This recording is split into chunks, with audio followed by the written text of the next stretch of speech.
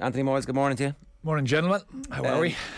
In the end, it was kind of what we expected, that Galway put up a great fight, but just weren't good enough. Yeah, pretty much. Yeah, you could summarise it like that. I was confident enough. I was buoyant during the week for Galway. I'd flipped a little bit, and then kind of coming closer to the game, I was kind of thinking, actually, because I essentially was basing it all on the bench and the impact of the bench. But then when I kind of went through the Galway bench, I looked at it and I went, actually, they've even less weapons than Kerry have to come off the bench. So my whole thesis was around the fact that they should have enough up front. And if you take, say, Walsh and Comer, that'll be 2 versus 1 when you just have Clifford on the other side. And I thought that if Comer can chip in with 3 or 4 and Walsh can chip in with 6 or 7, they'll be kind of thereabouts. But unfortunately, what happened to Comer? Was he just very well marked?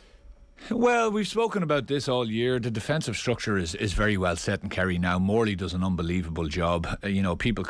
Morley does work that if you go back on the tape and watch it, you can see that he is cutting out balls that just never come. So fellas look up, and you can see it on numerous occasions in that second half when Galway were trying to change things and get ball into Comer straight after half time. A couple of the lads came up from the full back line, looked up as if to put the ball in, and you could just see avenue cut off, we have to switch and come back out. So Morley is doing all of that unseen work, and he's protecting Foley unbelievably well. Is there a part of, in a game like that, where you just have to take the risk and go, this is a 30% ball, but if it comes off once every 3 times, we break even, and so therefore we need to hit that ball in? Are we reaching a stage where people are too scared of a turnover? Well, I think, again, I've always felt, and I think the game will start moving much towards this, that ultimately the teams that want to push on and win big matches and win All-Irelands have to take risks, and Galway had to take risks in that second half. And I think when they were within the game, they should have said to themselves, like people were saying, the Galway will be happy with the first half. I don't think they would have been massively delighted with the first half, because I think Kerry were at 6s and 7s in that first half. They were all over the place. And even the scores they got 2 or 3 handy enough marks, and you're kind of saying they haven't really created a whole pile. Galway were very, very secure. They were just confident in their play. They still weren't getting a massive amount, I thought, from their full back line. Like, I thought Kelly had a very poor game. Not necessarily, you can take away the Clifford point, but he was a fella you could obviously see who was thinking about probably marking Clifford all week, right? Which is a nightmare for anyone.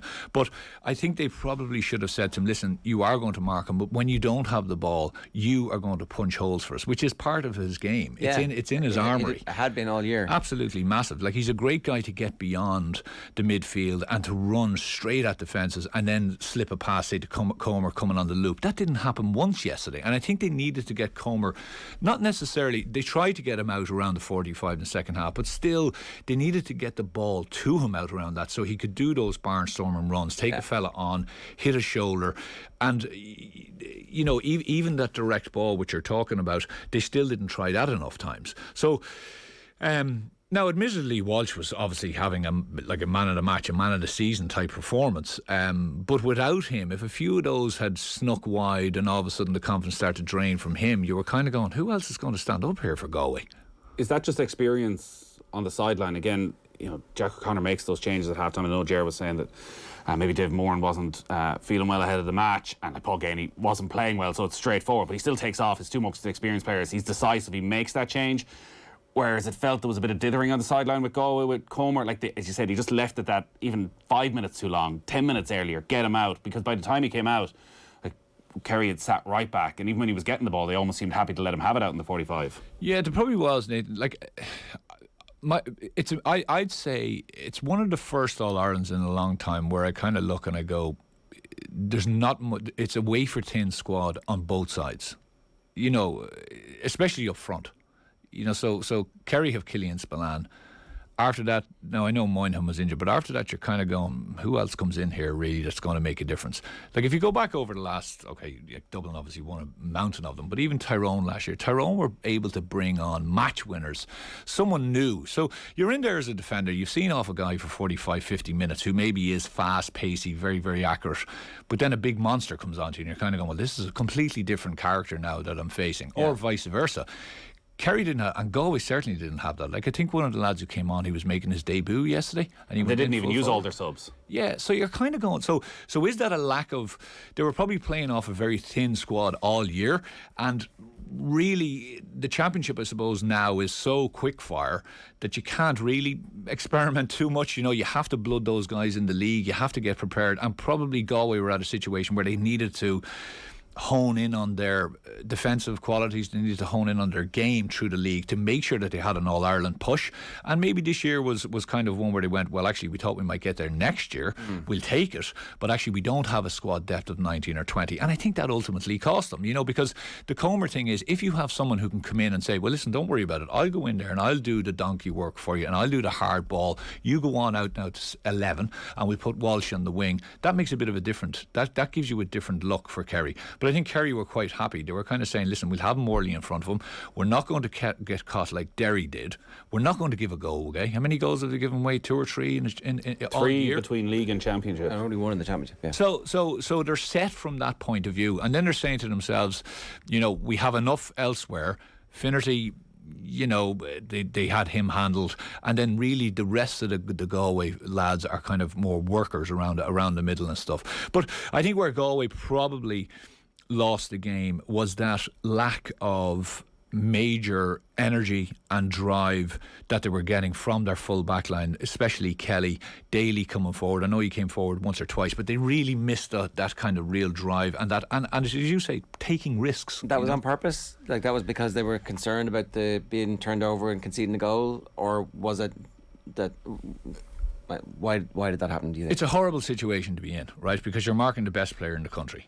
Okay, so at the end of the day, you can all talk about it, but the three of us can talk about it, and I say, now listen Nathan, when I go you pick Clifford up, right? And Nathan goes, yeah sure, and then Nathan doesn't pick him up right, and the ball gets slipped to him and he sticks it in the back of the net, and straight away fingers are pointing at me saying, what were you doing up the field? Yeah. Like where? So if you watch him, anytime he went, he was running with one eye back. Definitely. Whereas in other matches he was just gone. Well, definitely got to the halfway line a couple of times and kind of pivoted and turned back, and you're like, just keep going, because someone needs to keep going. Yeah, someone will find. So there was never a real kind of an idea. You know the way sometimes you watch a game and all of a sudden a 2 or a 4 are in behind the defence and they get a pass and they stick it over the bar. And like in modern day football, your full back line needs to be as prolific nearly now as your full forward line, because ultimately fellas will let them go and they'll end up popping up somewhere else.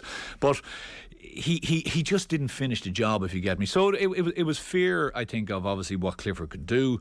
There was maybe a fear of, well, actually, if I go, who's going to pick up the man?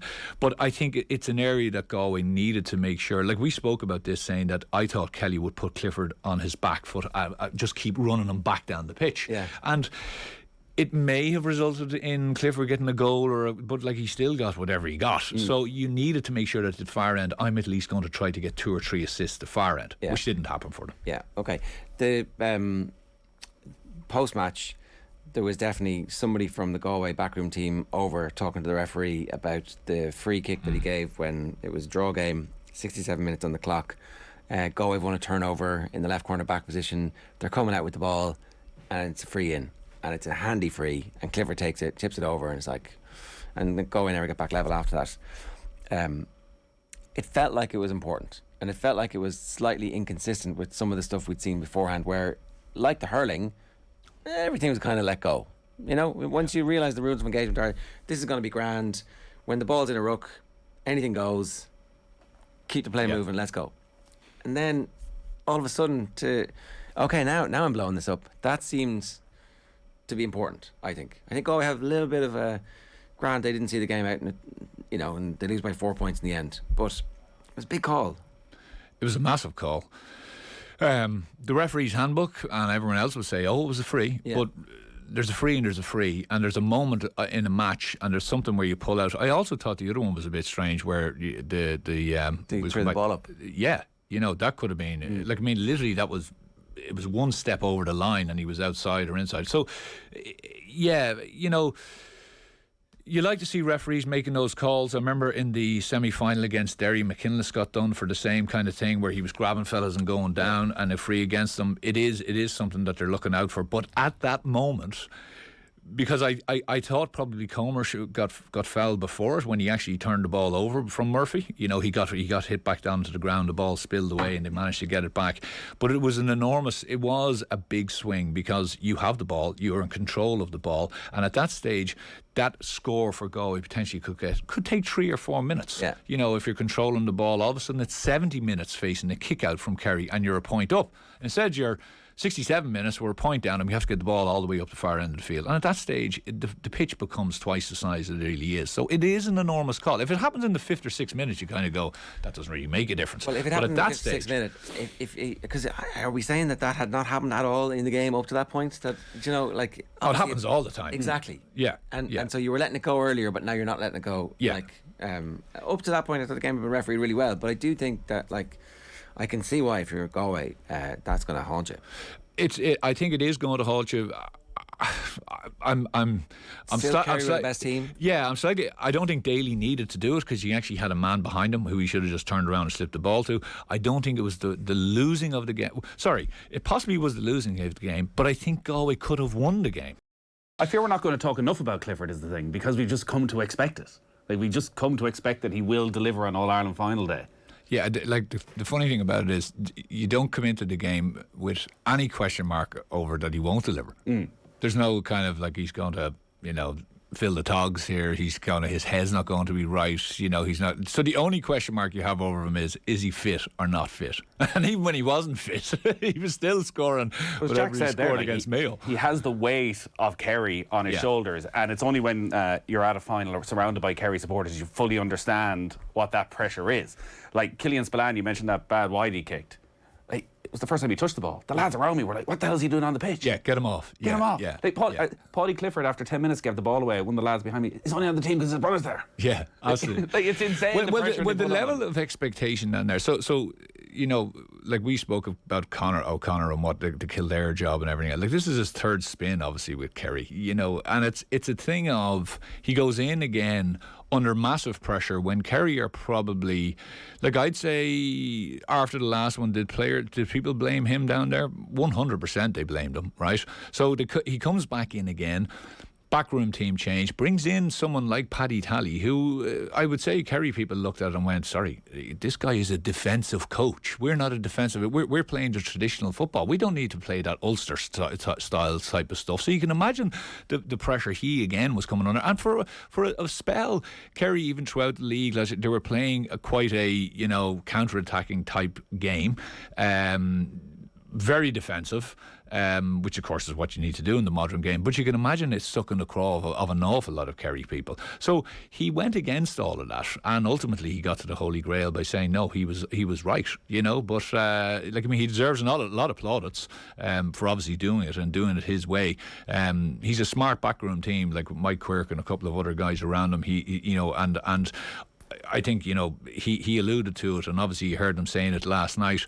They won that game yesterday in that last 6 or 7 minutes, when they have lost games recently in that last 6 or 7 minutes. So that's a big swing. You know, people might say, well, what is it? Like the Dublin game, even that was a big swing. They could have lost that game against Dublin, but they managed to. And it's actually not the scores that Clifford gets in those situations. It's the stuff like the Stephen O'Brien blocks. It's those other things. It's those smaller things that you don't really kind of look at that actually make those situations happen. Because you're going to get scores. Like, I mean, you're going to get those things with Kerry. But it's the other things where the body is being put on the line, the chasing back that occurs. And you saw an insatiable appetite for them for that work rate yesterday. Yeah, and you can argue over the course of the championship as well. That Dublin game, like, is a game that would have got away from this team over the last couple of years, and look, maybe a better Dublin team would have, you know, and the ifs, ands, and maybes are going to go long into the winter. Like, if Con plays in that semi-final, are we saying it's different? I'm not sure. I still think maybe Kerry might have got it done this year because there was something about them. That steel was there. I don't know. It's a hard one, and it goes back to your previous question about the chasing pack. I put it's a brilliant time for Gaelic football in the sense of it's quite a level playing field at the top. There's definitely six. I think there's 6 teams, if not 7 teams, that are there's favourites, but you're kind of going, on any injuries, different things to big players, like squad depth. I'd still put Tyrone and Dublin squad depth ahead of the 2 teams yesterday. The one thing is that about that squad depth is that there's a suggestion that Brian Fenton might be thinking about taking the year out. I'm not sure. There's strong rumours that Desi might be finishing up, and that Declan Darcy might be coming in. That was that swept. There was a New York GA fundraiser in Croke Park on Friday or Saturday night, and that was the seat of all rumours. That's where the Jason Sherlock to Monaghan rumour was It was rumour mill. It's on the back page of the Was Desi there yesterday for the presentation? I don't think so. No. I don't think so. I'm not sure if he's around at the moment. And so there's some suggestion that there be work commitments that might be He could just be an issue,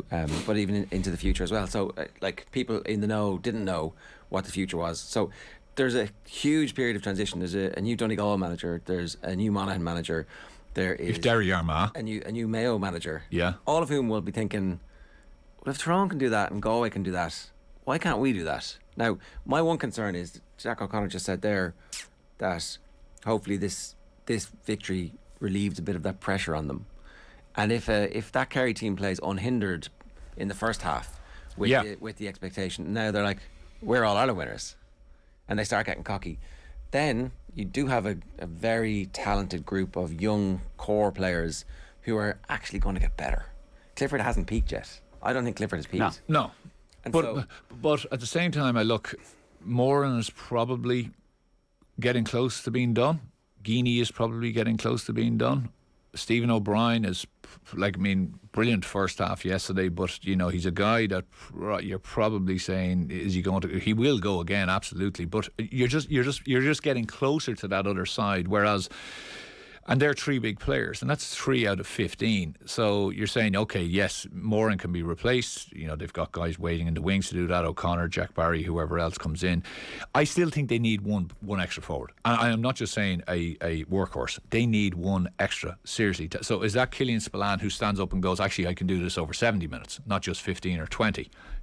That's the big question for them. Or do they spring someone completely out of the blue? Because all of the great teams have had, I'm not saying 2 Cliffords, but they've definitely have 2 lesser Cliffords, if you get me. But you have 2 threats that if you take him out, you've still got this other guy in the corner who's performing really, really well. Yeah. And the great Dublin team of the generational team had that.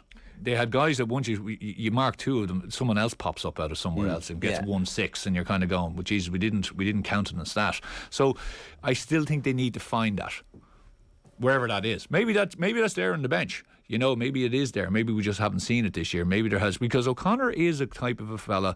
He's always been a manager that has been very, very loyal to guys who have done it for him and have said, no, you will get that.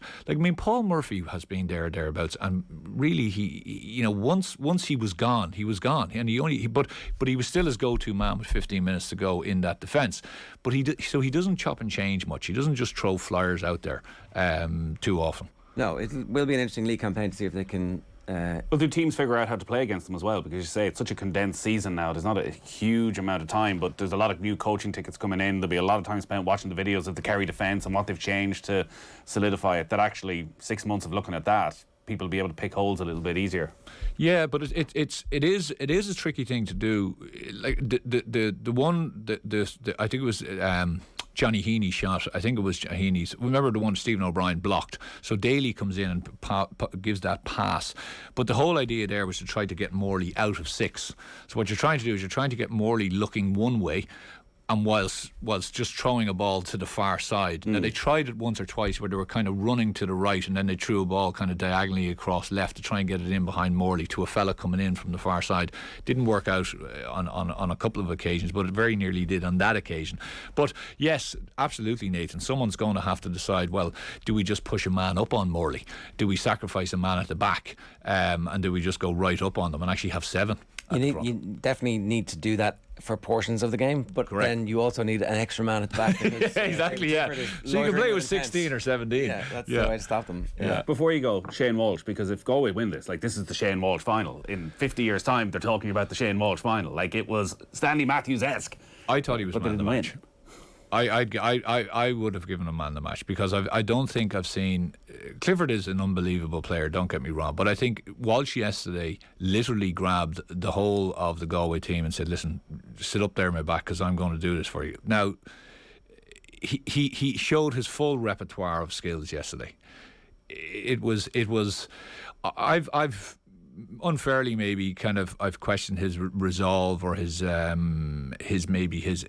mental capacity over the last number of years, but I think it was the 62nd or the 63rd minute that he had a free. Remember, there was a long delay. They hadn't scored, I think, since the 47th minute, and it was a tricky free, and he was outstanding over it for a long time. And I said, if he misses this, it's all over. It's done. They're gone.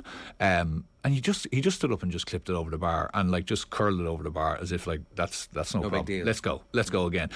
The scores from play were absolutely, like, I mean, he's marking, in my view, the guy who was very close, who was definitely in the top 3 for Player of the Year. Yeah. Sorry, he was being marked. Thomas Sullivan is no slouch. That guy is as quick as you can get as a defender. Very, very sticky. Has put the X on forwards all year, and he didn't get within a hand of him. Like, he actually made him look like he was only because he has had such a year and Kerry have such belief in him, they left him on, because, you know, I'd say they were saying to themselves, well, who else can do the job? Yeah. Like, who else could you put on him? Because he was just unbelievable. Like, I mean, what a performance by him. An awful pity for him. To obviously it ends the way it is. And McDade, by the way, I thought, from a midfielder's point of view, to kick 4 in an All-Ireland from play, nearly get a 50, just snapped at that one when they kind of needed it. They did. But he was... They had 3 wides in a row around that period, and one of them was the sideline, which, you know, ostentatious to go for it, but you kind of had to go for it. Yeah, I thought that was one of those again. I thought they should have played that short. Like, I mean, they should have worked something. They should have kept the ball. I thought it was just a bit, like, I think they needed to try to work something else in that situation. Now he's kicking it. Yeah. So if he gets it, you go. Yeah, I was backing him to do it because it kind of felt like it's Morris Fitz. But right, worthy champions. They were the best team this year. Correct, 100%. Yeah. All right. Who's getting the Meath gig? Haven't a clue. Every time he comes in. Yeah, I thought that would have been around the rumour mill. On obviously it wasn't. No, it wasn't high up the agenda. Have you met anybody for a coffee or anything like that that we should know about? No. Don't know. There's excitement in Monaghan. I've met a couple of prominent Monaghan people over the weekend, and they were very excited about the prospect of Jo coming down. Wow. So there you go.